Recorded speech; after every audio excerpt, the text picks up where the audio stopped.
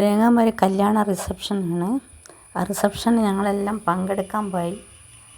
റിസപ്ഷനിലൊക്കെ പങ്കെടുത്ത് ഒരുപാട് ആൾക്കാരൊക്കെ ഉണ്ടായിരുന്നു. വളരെ സന്തോഷമായിട്ട് ഞങ്ങൾക്ക് അവിടെ നിന്ന് കഴിഞ്ഞു. അത് കഴിഞ്ഞിട്ട് വേണം ഞങ്ങൾക്കൊരു കോഴിക്കോട് യാത്ര നടത്താൻ. അതിനു വേണ്ടി തയ്യാറെടുപ്പിലാണ്.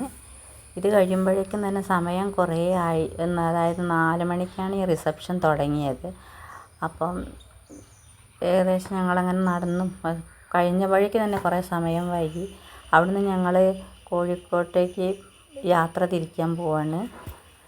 അതിന് ഒരുപാട് ആൾക്കാരൊക്കെ അവിടെ കണ്ടു. ഞങ്ങളെ കുടുംബത്തിൽപ്പെട്ട സുഹൃത്തുക്കൾ അങ്ങനെയായിട്ട് ഒരുപാട് വ്യക്തികളൊക്കെ അവിടെ വന്നിരുന്നു.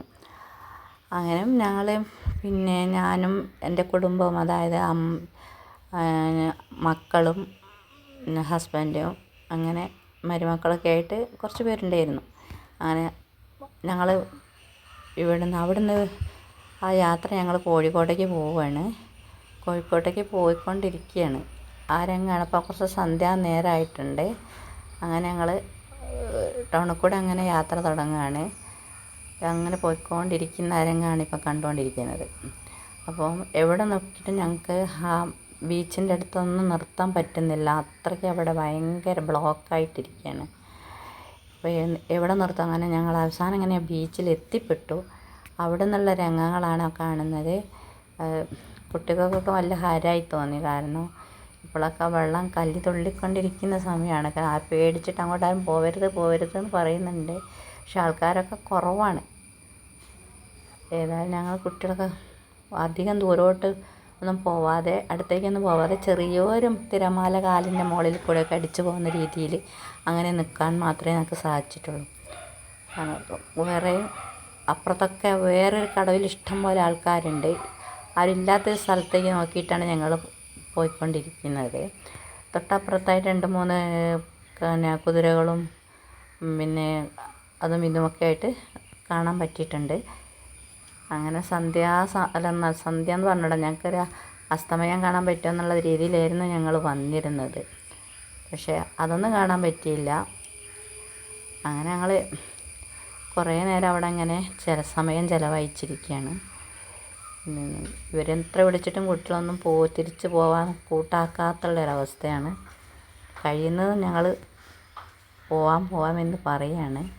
ഏതായാലും ഞങ്ങൾ വന്ന് പോന്നെന്ന് തന്നെ പറയാം. മിക്കവാറും അങ്ങനെ വഴിയിൽ വെച്ചിട്ട് ഞങ്ങൾ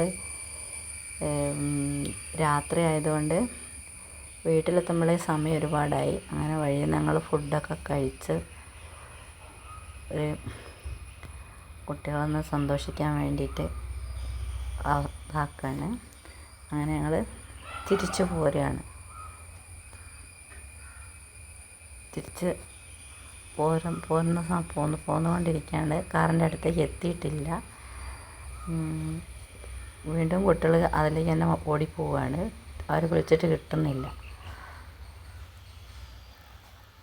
അവരങ്ങനെ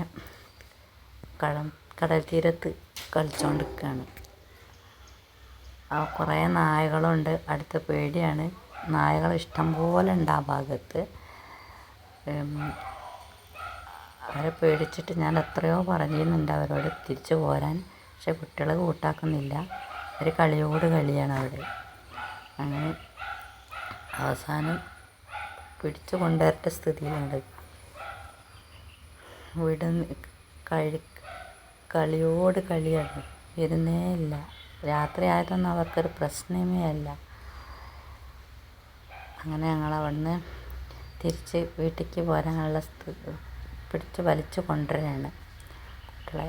അങ്ങനെ ഞങ്ങൾ പിടിച്ച് വലിച്ചു കൊണ്ടുവന്ന് ഇത് ഞങ്ങൾ പോകുന്ന രംഗമാണ്. അവിടേക്ക് പോയത് ഞങ്ങൾ എയർപോർട്ടിൽ കൂടെ ആയിരുന്നു. എയർപോർട്ടിലെ കാഴ്ചകളൊക്കെ കുട്ടികളെ കാണിച്ചു കൊടുത്തു. എയർപോർട്ടിൻ്റെ ഒരു ഭാഗമാണ് ഇപ്പോൾ കണ്ടുകൊണ്ടിരിക്കുന്നത്. ഏതായാലും നല്ല സുഖകരമായൊരു യാത്രയായിരുന്നു. അതൊക്കെ കാണിച്ചത് എയർപോർട്ടിൻ്റെ ആ മലയുടെ ഭാഗമാണ് കോഴിക്കോട് എയർപോർട്ട്. അവിടുന്ന് അങ്ങനെ പോയിക്കൊണ്ടിരിക്കുന്നതാണ്.